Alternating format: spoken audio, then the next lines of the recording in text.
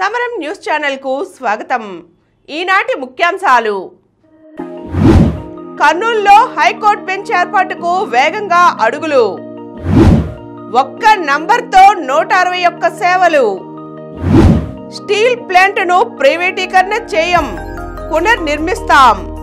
ఉక్కు శాఖ మంత్రి కుమారస్వామి. రేపటి నుంచి రిజిస్ట్రేషన్ విలువల పెంపు. గగనంలో ఘోరం. అమెరికాలో విమానాన్ని ఢీకొన్న సైనిక హెలికాప్టర్. 84,000 దాటిన మేలిమి బంగారం. పిల్లల్లో ఏకాగ్రత, మానసిక బలం పెరగాలంటే ఇవి అలవాటు చేయండి. ఈరోజు వార్తలను చూద్దాం. ఒక్క నెంబర్తో 161 సేవలు.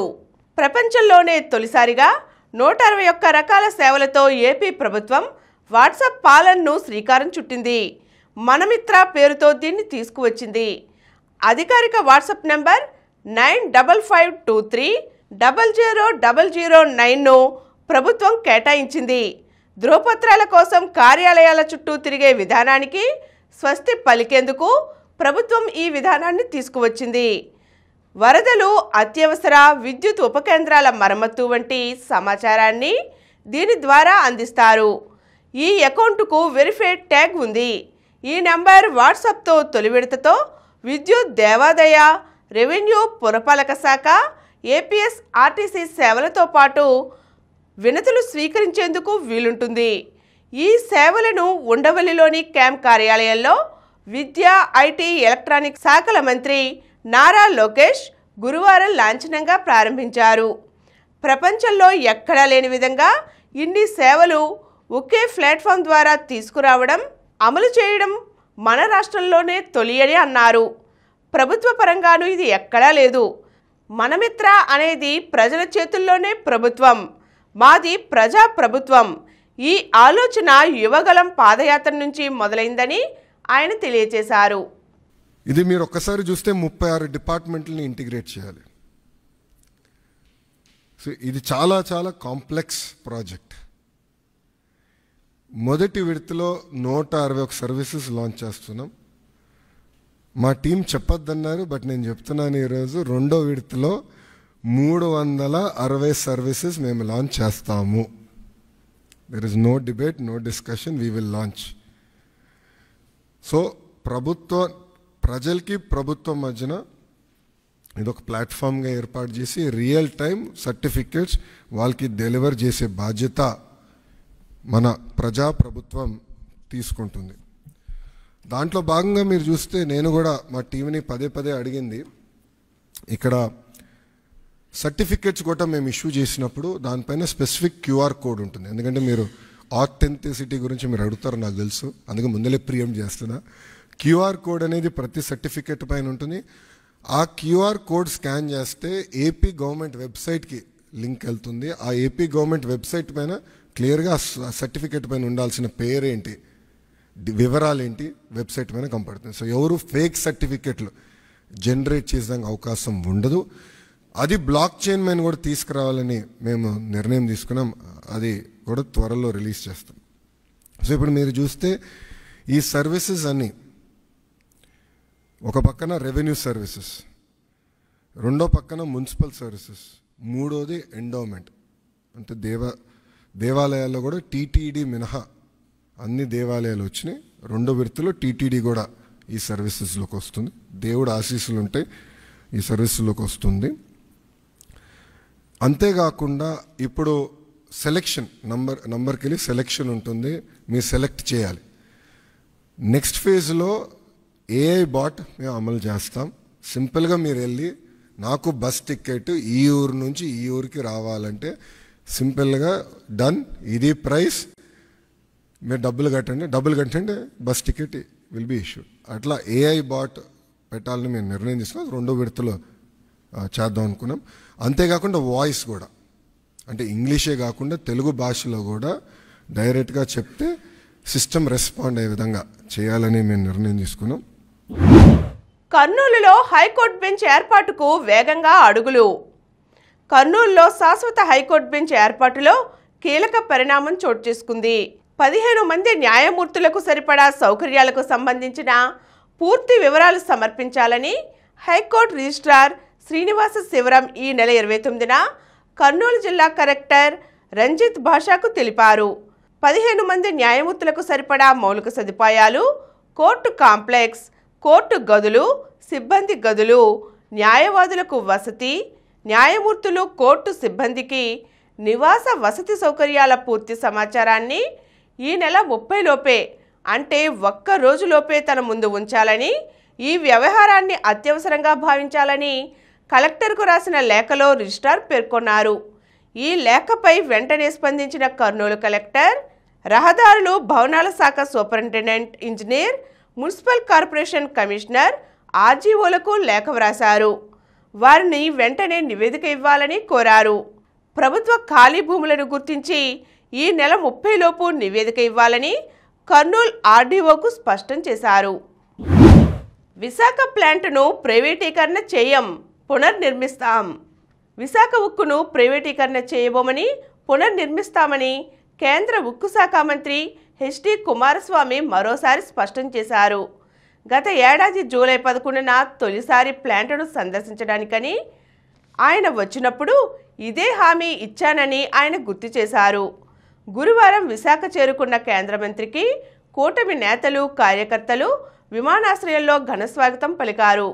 అక్కడి నుంచి భారీ ర్యాలీగా స్టీల్ ప్లాంట్ వరకు బ్రహ్మరథం పట్టారు.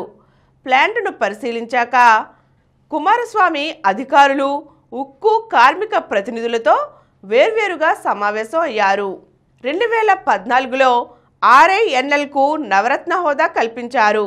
తరువాత ప్లాంట్ విస్తరణకు వెళ్లారు. 7.1 మిలియన్ టన్నుల వార్షిక ఉత్పత్తి చేయాలని నిర్ణయించాకే ఒడిదుడుకులు మొదలయ్యాయి.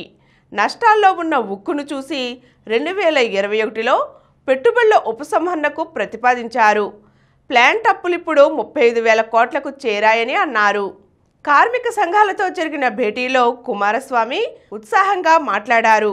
కష్టపడి పనిచేయడం మీ బలం ఆశీర్వాదంతో ప్లాంట్ పునర్నిర్మాణం విషయంలో విజయం సాధించాం. పెట్టుబడుల ఉపసంహరణకు వెళ్లాలని మంత్రివర్గం ఆమోదించిన తర్వాత కేంద్రం ఎన్నడూ వెనుకడుగు వేయదు. కానీ ఆ నిర్ణయాన్ని పక్కన పెట్టి పునర్నిర్మాణానికి అడుగులు వేయడం ఇదే తొలిసారి అని ఆయన పేర్కొన్నారు. Our planning is not to go for privatization. We wanted to revive the plant, give some rebirth to the plant. We are working out the roadmap, how best way we can utilize this package amount to bring our RINL plant in the country in the first place. But it is a challenging work, not so easy, I know. Within 2-3 months, whatever our labor problem is there, that we are going to solve it. In another 15 days or 20 days, working plan we are going to announce. రేపటి నుంచి registration విలువల పెంపు. రాష్ట్ర వ్యాప్తంగా భూముల రిజిస్ట్రేషన్లకు సంబంధించి కొత్త market విలువలు శనివారం నుంచి అమల్లోకి రాబోతున్నాయి. ఆయా ప్రాంతాల అభివృద్ధి ప్రాతిపదికన 10% నుంచి 20% వరకు ఇవి పెరిగాయి. కొన్ని చోట్ల పెంపు కాస్త ఎక్కువగానే ఉంది. గత ప్రభుత్వంలో అశాస్త్రీయంగా పెంచిన వాటిని కొన్ని చోట్ల తగ్గించారు. కొత్త మార్కెట్ విలువల అమలుకు ఏర్పాటు చేసుకోవాలని ప్రభుత్వం రిజిస్ట్రేషన్లు, స్టాంపుల శాఖను ఆదేశించింది. భూములతో పాటు నిర్మాణాల విలువల పెంపు కూడా ఫిబ్రవరి 1 నుంచే అమల్లోకి రానుంది.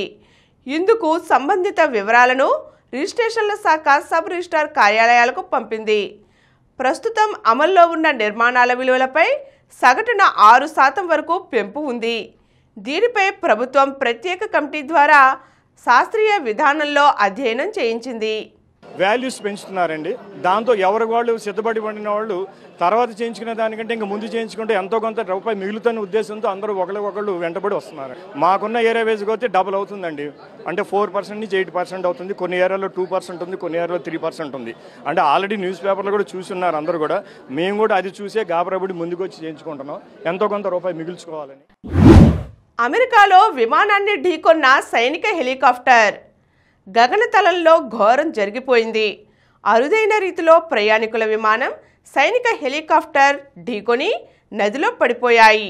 వాషింగ్టన్ డీసీ సమీపంలోని రోనాల్డ్ రీగన్ జాతీయ విమానాశ్రయంలో అమెరికన్ ఎయిర్లైన్స్ విమానం దిగుతున్నప్పుడు అమెరికా కాలమానం ప్రకారం బుధవారం రాత్రి 9 గంటలకు ఈ ప్రమాదం సంభవించింది. ఢీకొన్న తరువాత 2 లోహ విహంగాలు పొటామక్ నదిలో కూలి మునిగిపోయాయి. ఆ సమయంలో నదీ జలాలు గడ్డకట్టే స్థితిలో అత్యంత చల్లగా ఉన్నాయి. విమానంలో 60 మంది ప్రయాణికులు, 4 సిబ్బంది, హెలికాప్టర్లో 3 సైనికులు సహా 4 ఉండగా వారిలో ఏ ఒక్కరూ బతికే అవకాశం లేదని తేలింది. 84,000 దాటిన మేలిమి బంగారం. అంతర్జాతీయ పరిణామాల నేపథ్యంలో బంగారం ధర చుక్కలను తాకుతోంది. గురువారం నాడు 10 గ్రాముల మేలిమి బంగారం ధర తొలిసారిగా 84,000 దాటింది. హైదరాబాద్ బులియన్ విపణిలో గురువారం రాత్రి 11 గంటల సమయానికి మేలిమి బంగారం 84,500 వద్ద ట్రేడ్ అవుతోంది. కిలో వెండి ధర 95,400 రూపాయలు ఉంది. అమెరికా ఫెడరల్ రిజర్వ్ వడ్డీ రేట్లలో మార్పు చేయని నేపథ్యంలోనూ అంతర్జాతీయంగా ఔన్సు బంగారం ధర గురువారమే $40 పైగా పెరిగి $2,793 చేరడం, దేశీయంగా డాలర్ విలువ 86.62 కావడంతో మన దేశంలో పసిడి ధరలు మరింత భగ్గుమంటున్నాయి. పిల్లల్లో ఏకాగ్రత, మానసిక బలం పెరగాలంటే ఇవి అలవాటు చేయండి.